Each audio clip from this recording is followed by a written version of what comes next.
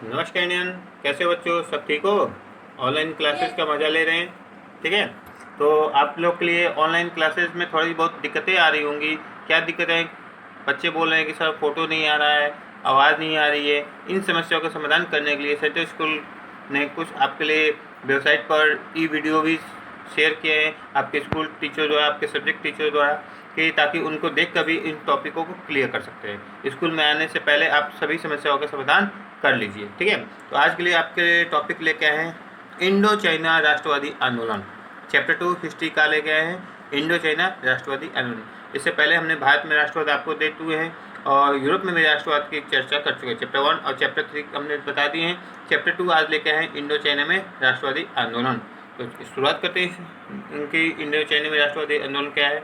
सबसे पहले चलते हैं राष्ट्रवादी आंदोलन ये क्या होता है। तो चलते हैं ये इंडो चाइना है कहाँ। भारत का पड़ोसी देश है म्यांमार, जिसे बर्मा कहते हैं, पुराना देश। अब बर्मा के सटे देश है जो 3 देशों का समूह है जिसे कहते हैं इंडो चाइना।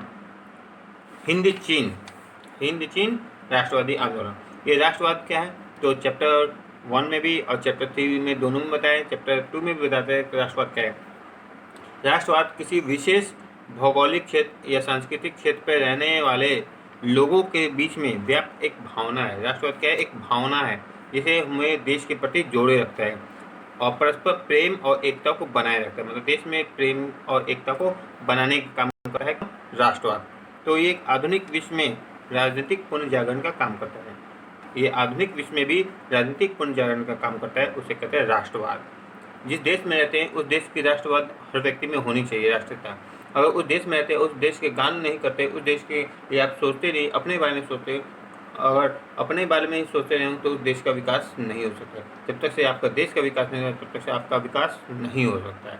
तो राष्ट्रवाद एक ऐसी भावना है जिसे प्रेम और एकता का पूरे राजनीतिक प्रवेश में पुनर्जागरण का परिणाम होता है। ठीक है। तो ये इंडो चाइना जो है राष्ट्रवादी आंदोलन इंडो चाइना में क्यों है? भारत में राष्ट्रवाद के अंग्रेजों को भगा के भारत में गणतंत्र लाया गया। राष्ट्रवाद के बाद राष्ट्रवाद की भावना आने के बाद लोगों को अंग्रेजों को भगाना पड़ा और भारत में राष्ट्रवाद की स्थापना हुई। ठीक है। इसके बाद आपने पढ़ा कि यूरोप में भी राष्ट्रवाद आया। यूरोप में भी बहुत से क्रांतिकारी लोगों ने सत्ता में परिवर्तन किया और राष्ट्रवाद भावना को एकत्र करके गणतंत्र की स्थापना की। अब यहाँ पे पढ़ना इंडो चाइना में राष्ट्रवाद। इंडो चाइना क्या है? तो यहाँ पे 3 देशों का समूह है। कौन कौन 3 देश है? तो ध्यान से सुनिएगा। Vietnam, Laos, Cambodia. Vietnam, Laos और कंबोडिया, ये 3 देश है जिनका क्षेत्रफल है 2.8 लाख वर्ग किलोमीटर। मतलब अर्थात राउंड फिगर में कहेंगे तो 3 लाख वर्ग किलोमीटर इनका क्षेत्रफल है। और पढ़ते समय अपने बुक को साथ में रखिएगा, तो बुक में इसे देख कर पढ़ने में आसान रहेगा। तो कैमरा बैक नहीं हो रहा है, इसलिए आप चित्र में देखेंगे ये 3 देशों का जो समूह है। देखिए, ध्यान से सुनिए। तो ऊपर है लाओस और नीचे है कंबोडिया, इस साइड है वियतनाम। मात्र एक नदी है जिसका नाम है मेकोंग नदी। मेकोंग नदी, ठीक है, जो डेल्टा बनाते हैं, मेकोंग डेल्टा यहाँ पर बनाती है। ये 3 देशों का समूह है। लाओस की राजधानी हनोई है, कंबोडिया की राजधानी नामपेन है और वियतनाम की राजधानी होनची सिटी, जो होनसी व्यक्ति है इन्हीं के नाम पे है। ठीक है। यहाँ पे वियतियान, जो लाओस के यहाँ पे राजधानी दिखाया गया है। यहाँ पे हनोई बाद में होगा। ठीक है। तो यहाँ पर जिसे कहते हैं थाईलैंड, इसका पड़ोसी जो थाईलैंड है, जिसे हम लोग पुराना नाम है श्याम देश। ये 3 देशों का समूह जो मैप में अभी देखेंगे अपने बुक में, तो वहाँ से क्लियर समझ आएगा। ठीक है। एक मात्र नदी का नाम है मेकोंग नदी। तो अब चलते हैं वियतनाम जो है 3 देशों का समूह है। वियतनाम में तोंगकिंग और अन्नाम, ये जो देश है, वियतनाम जो देश है उसमें 2 जगह है, तोंगकिंग और अन्नाम। जैसे भारत देश है, इसमें बिहार है, उत्तर प्रदेश है, ये राज्य। उसी तरह वियतनाम में 2 जगह है, राज्य कह सकते हो, देश कह सकते हो, गाँव कह सकते हो। तो तोंगकिंग और अन्नाम ये 2 जगह है जहाँ पे चीन का प्रभाव था। किसका प्रभाव था? चीन देश का। और जो वियतनाम के तोंगकिंग अन्नाम में किसका प्रभाव था? चीन का। बाकी लाओस और कंबोडिया पे किसका प्रभाव था? भारत की संस्कृति का। लाओस कंबोडिया पे किसकी संस्कृति पर नपरे की? भारत की संस्कृति। अभी भी रामायण महाभारत वहाँ पे चलते रहते हैं। तो बौद्ध धर्म तथा कम्युनिस्ट धर्म का प्रभाव चीन का था। बौद्ध धर्म और कम्युनिस्ट धर्म क्या? तो भगवान बुद्ध की जो धर्म है, तो जिसे कहते हैं बौद्ध धर्म, जो चीन में सबसे ज़्यादा फैला हुआ था, और एक है कन्फ्यूशियन धर्म, ठीक है, कन्फ्यूशियन धर्म, थोड़ा सा कन्फ्यूज भी है, ये भी चीन में ही है, और ये भी प्रभाव तुंकिंग और अन्नाम, वियतनाम के जो दो जगह है तुंकिंग अन्नाम में इसका प्रभाव था। अब आते हैं 4वीं शताब्दी में कम्प्रूज के राजा के द्वारा स्थापना की गई। 4वीं शताब्दी में कम्प्रूज राजा द्वारा एक की स्थापना की, वो क्या है, भारत में भी 12वीं शताब्दी में राजा सूर्यवर्मन द्वितीय द्वारा अंकोर वाट मंदिर, जो एशिया का सबसे बड़ा मंदिर उस वक्त माना गया था, सूर्यवर्मन, तो इसकी स्थापना की गई थी राजा सूर्यवर्मन द्वितीय द्वारा। ये कहाँ पे स्थापित है, कंबोडिया में। कंबोडिया में क्या है, 12वीं शताब्दी में राजा सूर्यवर्मन द्वितीय द्वारा अंकोर वाट मंदिर। फिर 1498 में वास्को डी गामा भारत जब आया था तो बहुत से विदेशी भारत में आना शुरू करते, पुर्तगाल, डच, फ्रांसीसी, अंग्रेज, इसी तरह इंडो चाइना में बहुत से विदेशी जाकर बसना शुरू किए, व्यापार करना शुरू किए। तो कौन कौन देश इंडो चाइना में जाकर शुरुआत में गए, तो सबसे पहले गए पुर्तगाली, स्पेन, डच, इंग्लैंड और उसके बाद फ्रांस। इतने देश वहाँ पर व्यापार करने के लिए गए थे, और कुछ लोग युद्ध करने गए। जैसे फ्रांस की के बाद वहाँ पे अमेरिका भी युद्ध में गया था, तो उसकी क्या भूमिका है आगे पॉइंट में पढ़ते हैं। अगर बीच में आपसे क्वेश्चन पूछते हैं कम्प्रूज राज्य की स्थापना की कब की गई, तो 4वीं शताब्दी में अभी बताया है। अंकोर वाट मंदिर कहाँ स्थापित है, किसके द्वारा बनाया गया है, तो कंबोडिया बनाया गया, राजा सूर्यवर्मन द्वितीय द्वारा। ये सब छोटे छोटे क्वेश्चन हैं जो बच्चों से हमेशा पूछे जाते हैं। इसके बाद 1783 में तोंकिंग ने फ्रांस की सेना प्रवेश की। तोंकिंग जो जगह है वहाँ पे फ्रांस की सेना प्रवेश की, क्योंकि वहाँ पर प्रभुत्व था चीन का। अब चीन से आधिपत्य करना चाहते थे फ्रांस, मतलब उसको हटाकर, चीन को हटाकर फ्रांस आना चाहती थी। 19वीं शताब्दी में ये शताब्दी तक चलती गई। ये प्रथा 1789 से लेकर 19वीं शताब्दी तक बढ़ती रही। 1864 में कोचिंग पर चीन का प्रभाव, 1863 में कंबोडिया, 1884 में अन्नाम और 1904 में लाओस, इन देशों की धीरे धीरे आज़ादी होने लगी। 1931 में वियतनाम में विश्व का तीसरा बड़ा चावल उत्पादक निर्यातक देश बना। 1931 में वियतनाम विश्व का तीसरा निर्यातक देश बना। पहला दूसरा कौन है, चीन और भारत, तीसरा है वियतनाम। चीन और भारत के बाद सबसे अधिक चावल उत्पादन वियतनाम में होता है। अब आते हैं यहाँ पे एक तरफा अनुबंधन। ये क्या है, यहाँ पे बड़े बड़े बागान में जो चावल के बागान हैं और अफीम के बागान है, रबड़ के बागान है। वियतनाम में रबड़ भी ज़्यादा होता है, रबड़ की खेती की जाती है और रबड़ का रोड बनाया जाता है जिससे दुर्घटनाएं कम होती हैं। तो वहाँ पर एक तरफा अनुबंधन था, मजदूरों को उन बागानों में आके काम करने की अनुमति तो थी, लेकिन जाने की अनुमति नहीं थी। कोई जाते हुए पकड़ा गया तो उन्हें गोली मार देने का आदेश था। इसके बाद है कोलेन। कोलेन किसे कहते हैं, वियतनाम में इंडो चाइना में आके बसने वाले फ्रांसीसियों को वहाँ पे कोलेन कहते हैं। क्या कहते हैं, कोलेन। किसको, फ्रांसीसियों को जो वियतनाम में आकर बस गए।